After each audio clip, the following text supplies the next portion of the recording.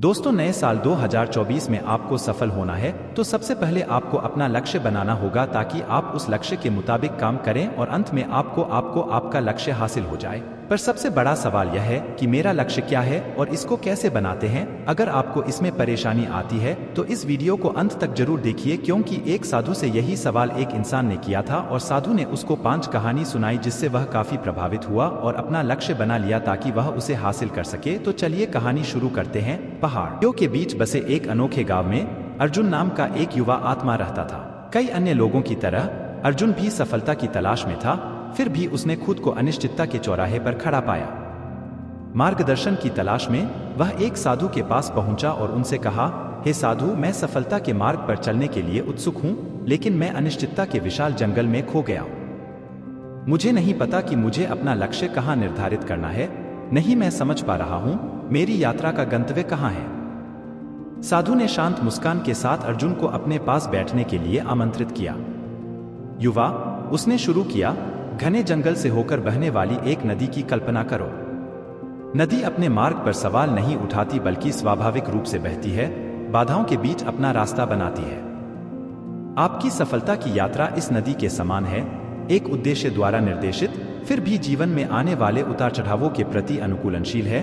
अपनी आंखों में उत्सुकता के साथ अर्जुन ने ध्यान से सुना जब साधु ने जंगल के बीचों बीच एक युवा बांस के अंकुर की कहानी बताई। साधु ने बताया, यह बांस की टहनी आकाश को छूने का सपना देखती थी।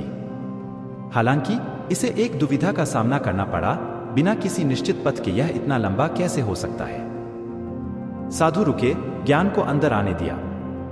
अर्जुन, उन्होंने आगे कहा, बांस के अंकुर की तरह आपकी यात्रा आपकी आकांक्षाओं के सार से शुरू होती है। अपने जुनून, मूल्यों और उस प्रभाव पर विचार करें जो आप पैदा करना चाहते हैं। ये वे जड़ें हैं जो आपको सहारा देंगी, आपके लक्ष्यों के लिए आधार प्रदान करेंगी। जैसे जैसे कहानी सामने आई, अर्जुन को पता चला कि गहन उद्देश्य से प्रेरित बांस की कोमपल आकाश की ओर बढ़ने लगी है। इसने चुनौतियों का सामना किया, फिर भी परिवर्तन की हवाओं के साथ बहते हुए इसने अनुकूलन किया। अर्जुन समझ गए कि लक्ष्य निर्धारित करना किसी कठोर मंजिल के बारे में नहीं बल्कि विकास और प्रगति के बारे में है। साधु ने विस्तार से बताया, अपने लक्ष्यों को अपनी यात्रा की नदी के मील के पत्थर के रूप में माने। अल्पकालिक लक्ष्यों से शुरुआत करें जो आपकी तात्कालिक आकांक्षाओं के साथ संरेखित हों। जैसे जैसे आप आगे बढ़ते हैं, पुनर्मूल्यांकन करते हैं और नए लक्ष्य निर्धारित करते हैं, ठीक उसी तरह जैसे नदी हमेशा के लिए अपना रास्ता बनाती है। परिदृश्य बदल रहा है। अर्जुन, जो अब प्रबुद्ध हो चुका था, ने पूछा, लेकिन हे बुद्धिमान, मैं अपना उद्देश्य कैसे खोजूं?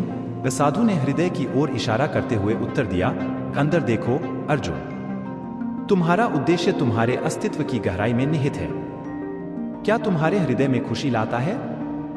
क्या तुम्हारे जुनून को उत्तेजित करता है? अपनी आत्मा की फुसफुसाहट सुनो, क्योंकि वही निहित है आपके सच्चे मार्ग को खोलने की कुंजी। नई स्पष्टता के साथ अर्जुन ने ऐसे लक्ष्य निर्धारित करते हुए अपनी यात्रा शुरू की जो उसके मूल से मेल खाते थे। प्रत्येक मील का पत्थर हासिल करने के साथ उन्होंने क्षितिज की ओर निरंतर बहने वाली नदी की तरह नए लक्ष्यों को अपनाया और निर्धारित किया। गांव में अर्जुन की सफलता एक प्रेरणा बन गई, साधु द्वारा साझा किए गए ज्ञान का प्रमाण। और इसलिए बांस की गोली और अर्जुन की कहानी पूरे गांव में गूंजती रही, जिसने सभी साधकों को याद दिलाया कि सफलता एक निश्चित मंजिल नहीं है, बल्कि उद्देश्य, लचीलापन और किसी के सच्चे आत्म की निरंतर खोज से बनी एक गतिशील यात्रा है। साधु ने इसके बाद दूसरी कहानी सुनाई जिसमें उन्होंने बताया कि एक बार उनके आश्रम में एक छात्र, राजीव, को सफलता की ओर मार्गदर्शन करना था। राजीव, युवा और उत्साही, अपने लक्ष्य को लेकर हैरान था। साधु ने मुस्कुराते हुए कहा, राजीव, सफलता का सबसे महत्वपूर्ण हिस्सा है यह कि तुम्हें अपने आत्मा को समझने की आवश्यकता है। तुम्हें अपने लक्ष्यों को स्थापित करने के लिए आत्मा की खोज में जाना चाहिए। राजीव जिज्ञासु होकर साधु से पूछा, परंतु महात्मा, आत्मा कैसे समझी जा सकती है और इससे सफलता कैसे हो सकती है? साधु ने एक कहानी से उत्तर दिया। एक समय की बात है, एक युवक नाम धर्मदीप अपने गांव को छोड़कर आत्मा की खोज में निकला। उसने एक पुराने गुरु के पास जाकर पूछा, मुझे आत्मा को कैसे समझा जा सकता है? साधु ने कहानी को आगे बढ़ाते हुए कहा, गुरु ने उसे एक सुंदर बाग की ओर बुलाया। बाग में कई प्रजातियों के फूल थे। गुरु ने कहा, तुम्हारा आत्मा भी इस बाग की तरह है, विविध, सुंदर और अनंत। धर्मदीप ने गुरु से पूछा, लेकिन मैं अपनी आत्मा को कैसे देख सकता हूँ? गुरु ने उससे कहा, तुम्हें शांति और ध्यान की आवश्यकता है। जैसे फूलों को देखने के लिए तुम्हें बाग में से गुजरना होता है, वैसे ही आत्मा को देखने के लिए तुम्हें अपने अंतर में जाना होगा। राजीव समझदारी से सुनते हुए पूछा, क्या यह मेरे लक्ष्य स्थापित करने में मदद करेगा? साधु ने हंसते हुए कहा, हाँ राजीव, क्योंकि जब तुम अपनी आत्मा को समझोगे तो तुम्हें अपने असली लक्ष्यों का स्पष्ट दृष्टिकोण मिलेगा। आत्मा के साथ मिलकर तुम सही मार्ग पर चलोगे और सफलता की ऊंचाइयों को हासिल करोगे। राजीव ने धन्यवाद कहते हुए अपनी यात्रा पर निकला, जानकर कि सफलता की ऊंचाइयों की प्राप्ति आत्मा की खोज में ही है।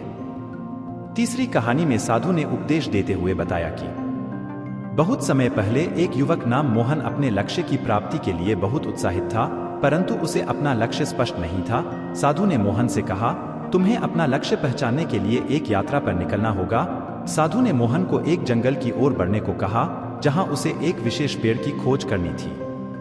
जब तुम वहां पहुंचोगे, साधु ने कहा, तब तुम्हें उस पेड़ की खोज करना है और उससे संवाद करना है। मोहन ने साधु के आदेश का पालन किया और जंगल में चला गया। वह बहुत समय तक खोजते रहे, परंतु उसे वह पेड़ नहीं मिला। थका हारा उसने साधु के पास वापस आकर अपनी असफलता की शिकायत की। साधु ने हंसते हुए कहा, मोहन, तुमने पेड़ की खोज में समय बर्बाद किया क्योंकि तुम उसका विवरण नहीं जानते थे। जब लक्ष्य स्पष्ट नहीं होता तो सफलता की प्राप्ति में कठिनाइयां आती हैं। साधु ने मोहन को बताया कि जीवन में भी ऐसा ही होता है। लक्ष्य स्पष्ट नहीं होते तो सही मार्ग पर चलना मुश्किल हो जाता है। उन्होंने मोहन को सिखाया कि एक सफल जीवन के लिए व्यक्ति को अपने लक्ष्यों को स्पष्ट रूप से समझना होता है, ताकि वह अपनी यात्रा पर सही मार्ग पर चल सके। मोहन ने इस उपदेश से सीखा कि उसे अपने लक्ष्य को स्पष्ट रूप से देखना और समझना होगा ताकि उसकी यात्रा में सफलता हो सके। चौथी कहानी में साधु ने बताया कि जब एक प्राचीन आश्रम में, जहां अपने शिष्यों को लक्ष्य की महत्वपूर्णता को समझाने के लिए एक उत्कृष्ट उपाय का आयोजन कर रहे थे। साधु ने एक दिन अपने आश्रम के छात्रों से कहा, आज हम एक दिव्य अनुभव का हिस्सा बनेंगे। तुम्हें अपना लक्ष्य स्थापित करने के लिए अनुसरण करना होगा। साधु ने छात्रों को एक ऊंची पहाड़ी की ओर बढ़ने को कहा, जहां उन्हें एक शिखर पर एक स्पष्ट दृष्टिकोण से अपने लक्ष्य को देखा जा सकता था। पहाड़ी की ओर बढ़ते हुए छात्रों ने बड़ी मुश्किल से शिखर तक पहुंचा। शिखर पर पहुंचकर साधु ने उन्हें एक विशेष दृष्टिकोण से एक सुंदर वृक्ष को देखने का संदर्भ दिया। इस वृक्ष को देखो, साधु ने कहा, यह एक आपूर्ति से भरा हुआ है, सुंदरता से छायाभूत है और इसकी शाखाएं अपने लक्ष्य की ओर बढ़ रही हैं। साधु ने उनसे पूछा, तो क्या तुम्हें इस वृक्ष का सिर्फ एक विशेष दृष्टिकोण से ही देखना चाहिए या तुम्हें इसकी संपूर्णता को समझने के लिए विभिन्न कोण से देखना चाहिए? छात्रों ने बड़ी शानदार समझदारी के साथ कहा, आपूर्ति, सुंदरता और शाखाएं सब कुछ इसके महत्वपूर्ण है। हमें इसकी संपूर्णता को समझने के लिए विभिन्न कोणों से देखना चाहिए। साधु ने हंसते हुए कहा, ठीक है, इसी प्रकार जब तुम अपने लक्ष्य की दिशा में बढ़ रहे होते हो, तुम्हें भी विभिन्न कोणों से देखना होगा। तुम्हारे लक्ष्य की संपूर्णता को समझकर ही तुम अपनी यात्रा में सफल हो सकते हो। छात्रों ने उनके उपदेशों को ध्यान से सुना और समझा। जब वे साधु के साथ वापस आए तो उनकी आंखों में समझदारी की चमक थी। वे समझ गए कि लक्ष्य की साक्षरता और संपूर्णता की दृष्टि से ही सफलता की प्राप्ति हो सकती है। पांचवी कहानी में साधु ने जादुई भूल-भुलैया के बारे में बताया। जब उन्होंने उत्सुक शिष्यों के एक समूह को इकट्ठा किया और उन्हें एक जादुई भूल-भुलैया में ले गए, जो अपने सच्चे लक्ष्यों की तलाश करने वालों को स्पष्टता प्रदान करने के लिए जाना जाता है। जैसे ही शिष्यों ने भूल-भुलैया में प्रवेश किया, उनका स्वागत एक जादुई अभिभावक ने किया। साधु ने समझाया, इस भूल-भुलैया में आपकी गहरी इच्छाओं को प्रकट करने की शक्ति है, लेकिन केवल उन लोगों के लिए जो वास्तव में अपने लक्ष्यों के सार को समझते हैं। शिष्यों ने घुमावदार रास्तों पर कदम रखा, भ्रम और चुनौतियों का सामना किया जो उनके आंतरिक संघर्षों को प्रतिबिंबित करते थे। जैसे ही वे आगे बढ़े, साधु ने माया नामक एक युवा कलाकार का दृष्टांत साझा किया। माया अपनी कला के प्रति जुनूनी लेकिन अपनी सर्वश्रेष्ठ कृति के बारे में अनिश्चित होकर एक यात्रा पर निकल पड़ी। उसने भूल-भुलैया के भीतर एक जादुई गैलरी में प्रवेश किया, जहां चित्रों में उसकी संभावित उत्कृष्ट कृति के विभिन्न पहलुओं को दर्शाया गया था। साधु ने बताया, माया को एहसास हुआ कि उसकी उत्कृष्ट कृति सिर्फ एक पेंटिंग नहीं थी, बल्कि रंगों, भावनाओं और कहानियों की सामंजस्यपूर्ण रचना थी। उसी तरह आपके लक्ष्यों में बहुआयामी आयाम हो सकते हैं जिन्हें अन्वेषण की आवश्यकता है। शिष्यों को ऐसे भ्रमों का सामना करना पड़ा जो उनकी अपनी अनिश्चितताओं को दर्शाते थे। कुछ ने सफलता के क्षणभंगुर सपने देखे, जबकि अन्य को आत्मसंदेह का प्रतिनिधित्व करने वाली बाधाओं का सामना करना पड़ा। साधु ने उन्हें आत्मनिरीक्षण करने और उनकी आकांक्षाओं की वास्तविक प्रकृति को समझने के लिए मार्गदर्शन किया। जैसे ही शिष्य भूल भुलैया के हृदय तक पहुंचे, उन्हें एक क्रिस्टलीय तालाब मिला जो उनकी गहरी इच्छाओं को दर्शाता था। साधु ने उनसे तालाब को स्पष्टता और ध्यान से देखने का आग्रह किया। पानी झिलमिला रहा था, जिससे उनके लक्ष्यों की ज्वलंत छवियां सामने आ रही थीं, जो व्यक्तिगत विकास और पूर्ति के साथ जटिल रूप से जुड़ी हुई थी। एक शिष्य, रवि, खुद को न केवल एक सफल उद्यमी के रूप में बल्कि अपने समुदाय में नवाचार को बढ़ावा देने वाले एक गुरु के रूप में देखता था। एक अन्य, अनिका, ने न केवल शारीरिक फिटनेस की कल्पना की बल्कि एक समग्र कल्याण की भी कल्पना की जो सकारात्मक ऊर्जा प्रसारित करती हो। साधु मुस्कुराया। माया ने दृष्टांत में अपनी कलात्मक दृष्टि की सूक्ष्म परतों को समझकर अपनी उत्कृष्ट कृति पाई। इसी तरह आपके लक्ष्य जटिल रचनाएं हैं, जिन्हें जब स्पष्टता के साथ अपनाया जाता है तो गहन सफलता मिलती है। शिष्य प्रबुद्ध होकर भूल भुलैया से बाहर निकले, प्रत्येक को अपने लक्ष्यों की एक नई समझ थी।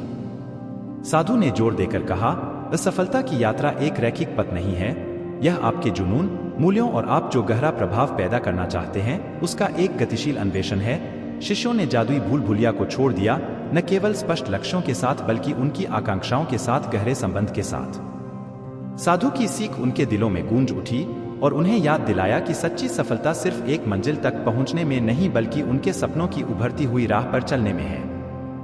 अंत में आपको ये कहानी कैसी लगी कमेंट कर जरूर बताएं और इस वीडियो को लाइक और चैनल को सब्सक्राइब जरूर करें। धन्यवाद।